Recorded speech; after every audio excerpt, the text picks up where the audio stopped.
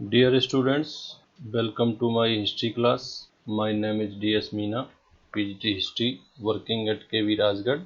Today I will teach you about chapter 6 of class 12th. Title of the chapter is Bhakti Sufi Traditions, Changes in Religious Beliefs and Devotional Texts 8th to 18th century. आज हम भक्ति सूफी परंपराएं अध्याय में धार्मिक विश्वासों में बदलाव और श्रद्धा ग्रंथ के बारे में जानकारी प्राप्त करेंगे और इसका समय है 8वीं से 18वीं शताब्दी तक। इंट्रोडक्शन की बात करते हैं, पाठ परिचय पर नज़र डालते हैं। लगभग 8वीं से 18वीं सदी तक के एक लंबे चौड़े काल की जानकारी प्राप्त करने के लिए इतिहासकारों ने धार्मिक इमारतों जैसे स्तूपों, विहारों, मस्जिदों तथा गिरजाघरों से लोगों के जीवन, विशेषकर धार्मिक जीवन और विश्वासों की जानकारी हासिल करने में काफी लाभ उठाया है। उन्होंने पुराणों तथा संत कवियों की साहित्यिक रचनाओं, जो जनसाधारण की भाषा में लिखी गई है, का भी सफलतापूर्वक प्रयोग किया है। उन्होंने संत कवियों की जीवनियों का भी इस्तेमाल किया है। ये सभी स्रोत इस काल को समझने में अंतर्दृष्टि प्रदान करते हैं, अर्थात 8वीं से 18वीं सदी तक के बीच का जो धार्मिक इतिहास है उस पर यहाँ प्रकाश डाला गया है। यदि मैं इस पाठ के उद्देश्यों पर प्रकाश डालूं तो मैं बताना चाहता हूं कि शिक्षार्थी इस पाठ को पढ़ने के बाद वो धार्मिक विकास से परिचित होंगे, साथ ही इतिहास के स्रोतों के रूप में भक्ति साहित्य का विश्लेषण किस प्रकार किया जा सकता है उन तरीकों पर भी वो आसानी से चर्चा कर सकेंगे। आइए सबसे पहले हम पहले बिंदु पर नज़र डालते हैं। A mosaic of religious beliefs and practices, Hindi में इसे हम धार्मिक विश्वासों और आचरणों की गंगा जमुनी बनावट कहते हैं। इसके अंदर हम दो विषयों पर बात कर सकते हैं, the integration of cults and differences and conflict. इसमें जो सबसे प्रमुख है द इंटीग्रेशन ऑफ कल्ट, इस पर हम प्रकाश डालेंगे, लेकिन उसके पहले कुछ सामान्य जानकारी है जिस पर हम गौर करते हैं। संभवतः 8 से 18वीं शताब्दी के बीच की जो सबसे प्रभावी विशेषता रही वो यह है कि साहित्य और मूर्तिकला दोनों में ही अनेक तरह के देवी देवता अधिकाधिक दृष्टिगत होते हैं। एक स्तर पर यह तथ्य इस बात का द्योतक है कि विष्णु, शिव और देवी, जिन्हें अनेक रूपों में व्यक्त किया गया था, इनकी आराधना की परिपाटी न केवल चलती रही अपितु और अधिक विस्तृत हुई। पूजा प्रणालियों का समन्वय को समझने का प्रयास करते हैं। पूजा प्रणालियों का समन्वय का आखिर अर्थ क्या है? तो वे इतिहासकार जो इस विकास को समझने का प्रयास करते हैं उनका सुझाव यह है कि कम से कम दो प्रक्रियाएं यहाँ पर कार्यरत थी। एक प्रक्रिया में ब्राह्मणीय विचारधारा का प्रचार बताया गया है। इसका प्रसार पौराणिक ग्रंथों की रचना, संकलन और परिरक्षण द्वारा हुआ बताया है। ये ग्रंथ सरल संस्कृत छंदों में थे जो वैदिक विद्या से विहीन स्त्री और जो शूद्र थे उनकी पहुंच में भी थे, उनके लिए भी सुगम थे। इसी काल की एक दूसरी प्रक्रिया थी जिसमें स्त्री, शूद्रों व अन्य सामाजिक वर्गों की आस्थाओं और आचरणों को ब्राह्मणों द्वारा स्वीकृत किया जाना और उसे एक नया रूप प्रदान करना शामिल है। समाजशास्त्री इस प्रकार की धार्मिक विचारधाराओं और पद्धतियों को महान और लघु परंपरा के तौर पर परिभाषित करते हैं। इस प्रक्रिया का सबसे जो विशिष्ट उदाहरण है वो पुरी उड़ीसा में मिलता है, और जहां मुख्य देवता को 12वीं शताब्दी तक आते आते जगन्नाथ, जिसका शाब्दिक अर्थ संपूर्ण विश्व का स्वामी, विष्णु के एक स्वरूप के रूप में प्रस्तुत किया गया है। जैसा कि आप तस्वीर देख सकते हैं, यहाँ पर जो आकृति दिखाई दे रही है, जो चित्र दिखाई दे रहा है, उसमें दाहिने जगन्नाथ की है जो अपनी बहन सुभद्रा, जिनको मध्य में दिखाया गया है, और भाई बलराम को बाएं तरफ दिखाया गया है। इस तस्वीर से हम समझ सकते हैं कि पूरी उड़ीसा में इस प्रकार का उदाहरण हमें देखने को मिलता है। आगे बढ़ते हैं और दूसरे बिंदु पर प्रकाश डालते हैं, poems of prayer, early traditions of भक्ति। यहाँ हम उपासना की कविताएं और प्रारंभिक भक्ति परंपरा के बारे में बात करेंगे।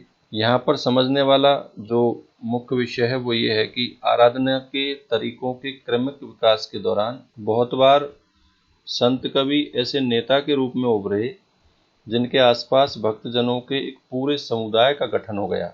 हालांकि बहुत सी भक्ति परंपराओं में ब्राह्मण, देवताओं और भक्तजन के बीच महत्वपूर्ण बिचौलिए बने रहे, तथापि इन परंपराओं ने स्त्रियों और निम्न वर्णों को भी स्वीकृति व स्थान दिया। भक्ति परंपरा की एक और विशेषता यहाँ बताई गई है, जो है इसकी विविधता। दूसरे स्तर पर धर्म के इतिहासकार भक्ति परंपरा को दो मुख्य वर्गों में बांटते हैं। एक है सगुण विशेषण सहित, दूसरा है निर्गुण विशेषण विहीन। यानी पहले वर्ग में शिव, विष्णु तथा उनके अवतार व देवियों की आराधना आती है, जिनकी मूर्त रूप में अवधारणा हुई है। निर्गुण भक्ति परंपरा में अमूर्त निराकार ईश्वर की उपासना की जाती थी। तो इस प्रकार से यहाँ पर भक्ति की विशेषताएं भी बताई गई हैं। आइए अब हम अगले बिंदु पर बात करते हैं, the Alvars and Nayanars of Tamil Nadu. Tamil Nadu के अलवार और नैनार संतों के विषय में मैं कुछ बताना चाहता हूँ। प्रारंभिक भक्ति आंदोलन लगभग 6वीं शताब्दी अलवारों, जो कि विष्णु भक्ति में लीन रहते थे, विष्णु भक्ति में तन्मय, और नैनारों जो शिव भक्त थे, उनके नेतृत्व में हुआ। यानी प्रारंभिक भक्ति आंदोलन अलवार और नैनार भक्तों के नेतृत्व में हुआ। वे एक स्थान से दूसरे स्थान पर भ्रमण करते हुए तमिल में अपने इष्ट की स्तुति में भजन गाते थे। अपनी यात्राओं के दौरान अलवार और नैनार संतों ने कुछ पावन स्थलों को अपने इष्ट का निवास स्थल घोषित कर दिया। इन्हीं स्थलों पर बाद में विशाल मंदिरों का निर्माण हुआ और वे धीरे धीरे तीर्थ स्थल माने गए। संत कवियों के भजनों को इन मंदिरों में अनुष्ठानों के समय गाया जाता था और साथ ही इन संतों की प्रतिमा की भी पूजा की जाती थी। तो इस प्रकार से यहाँ पर अलवार और नैनार संतों के बारे में जानकारी दी गई है। जाति के प्रति दृष्टिकोण पर यदि हम नज़र डालें तो हम पाते हैं कि अलवार और नैनार संतों का जाति के प्रति जो दृष्टिकोण है वो इस प्रकार था।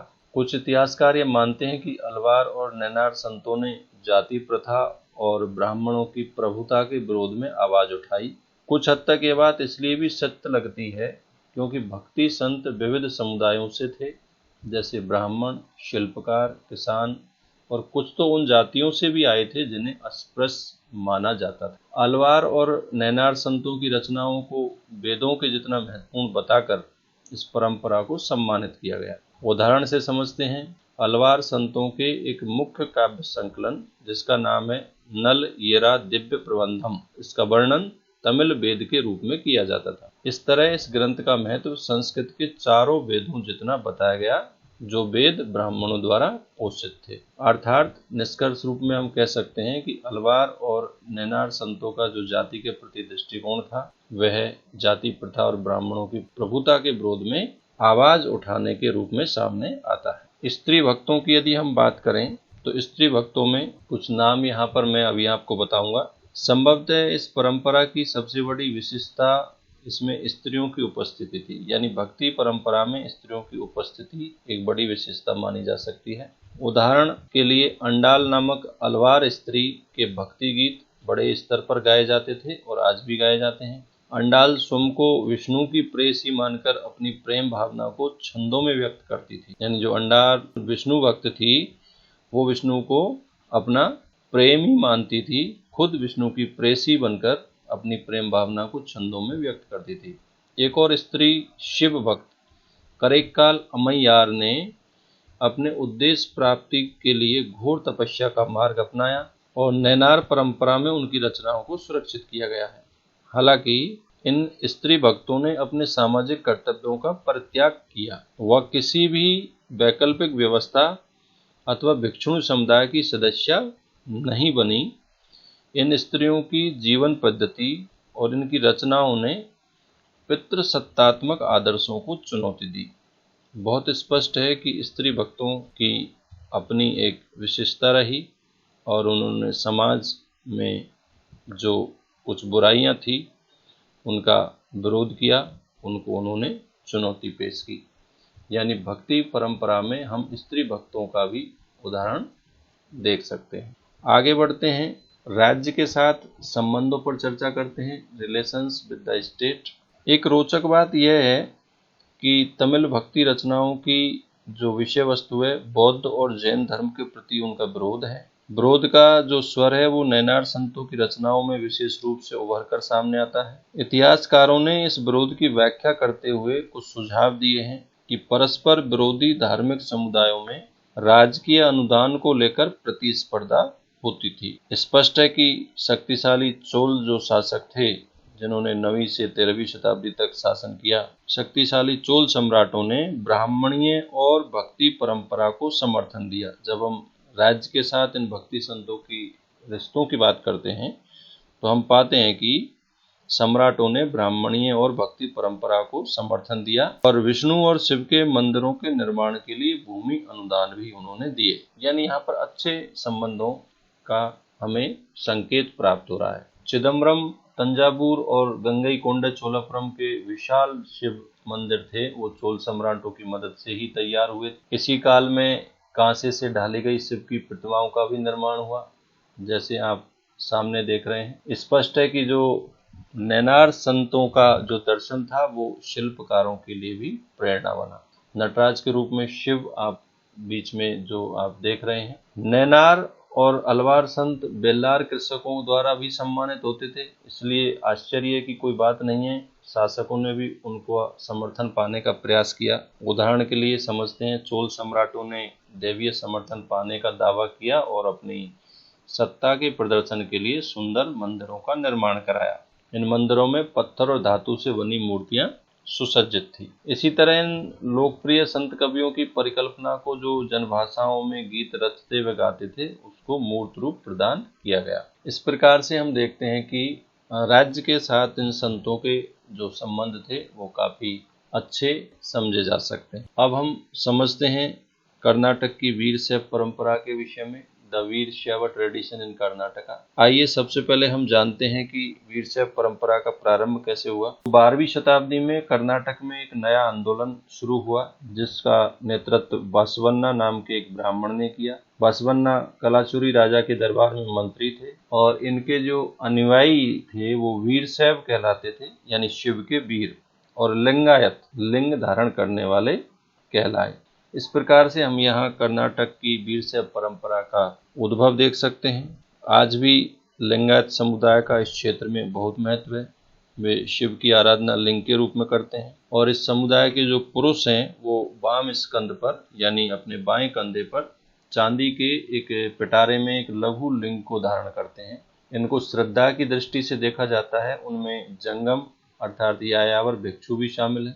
लिंगायतों के कुछ विश्वास हैं, उन्हें भी हमें समझना आवश्यक है। लिंगायतों का विश्वास है कि मृत्यु के उपरांत भक्त शिव में लीन हो जाएंगे और इस संसार में दोबारा नहीं लौटेंगे। धर्मशास्त्रों में जो श्राद्ध संस्कार बताया गया है, लिंगायत उसका पालन नहीं करते और अपने मृतकों को विधि पूर्वक दफनाते हैं। जाति के विषय में लिंगायतों का मानना है कि लिंगायतों ने जाति की अवधारणा और कुछ समुदायों के दूषित होने की जो ब्राह्मणीय अवधारणा थी उसका विरोध किया। पुनर्जन्म के सिद्धांत पर भी उन्होंने प्रश्नवाचक चिन्ह लगाया। इन सब कारणों से ब्राह्मणीय सामाजिक व्यवस्था में जिन समुदायों को गौण स्थान मिला हुआ था वे लिंगायतों के अनुयायी हो गए। यानी जो लोग ब्राह्मणीय सामाजिक व्यवस्था का हिस्सा नहीं थे या जिनका स्थान बहुत गौण था, वो धीरे धीरे लिंगायतों के अनुयायी हो गए। धर्मशास्त्रों में जिन आचारों को अस्वीकार किया गया था, जैसे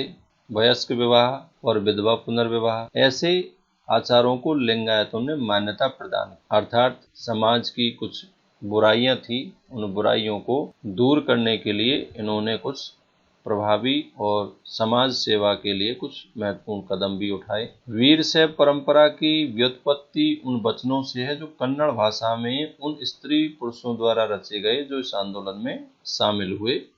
तो इस प्रकार से हम कर्नाटक की वीर शैव परंपरा को समझ सकते हैं। आइए अब हम चर्चा करते हैं रिलीजियस फर्मेंट इन नॉर्थ इंडिया, उत्तरी भारत में धार्मिक उफान के विषय में। इसी काल में उत्तरी भारत में विष्णु और शिव जैसे देवताओं की उपासना मंदिरों में की जाती थी, जिन मंदिरों को शासकों की सहायता से निर्मित किया जाता था। किंतु इतिहासकारों को अलवार और नैनार संतों की रचनाओं जैसा कोई ग्रंथ 14वीं शताब्दी तक उत्तरी भारत से प्राप्त नहीं हुआ। इस भिन्नता की क्या वजह हो सकती है, आइए इसको समझते हैं। कुछ इतिहासकारों का मत है कि उत्तरी भारत में यह वह काल था जब अनेक राजपूत राज्यों का उद्भव हुआ। इन सभी राज्यों में ब्राह्मणों का भी महत्वपूर्ण स्थान था और वे सांसारिक और अनुष्ठानिक दोनों ही कार्य करते थे। उनकी इस प्रभुसत्ता को सीधे चुनौती देने का प्रयास शायद किसी ने कभी नहीं किया।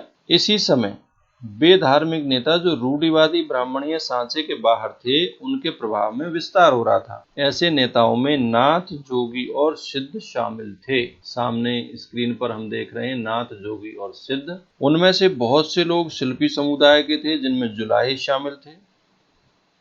संयोजित दस्तकारी उत्पादन के विकास के साथ उनका जो महत्व था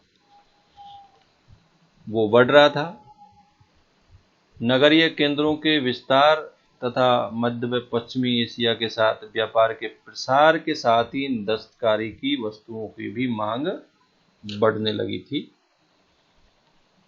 अनेक नवीन धार्मिक नेताओं ने वेदों की सत्ता को चुनौती दी और अपने विचार आम लोगों की भाषा में सामने रखे। समय के साथ ये भाषाएं उस रूप में विकसित हुई जिस तरह आज भी प्रयोग में लाई जाती है। अपनी लोकप्रियता के बावजूद नवीन धार्मिक नेता, जिनमें नाथ, जोगी और सिद्ध शामिल थे, ये धार्मिक नेता विशिष्ट शासक वर्ग का आश्रय हासिल करने की स्थिति में नहीं थे। तो इस प्रकार हमने उत्तरी भारत में धार्मिक उफान को समझा। अभी हम इस चैप्टर को यहाँ तक समझते हैं। इसका शेष भाग हम अगले पार्ट में लेंगे। Thank you very much.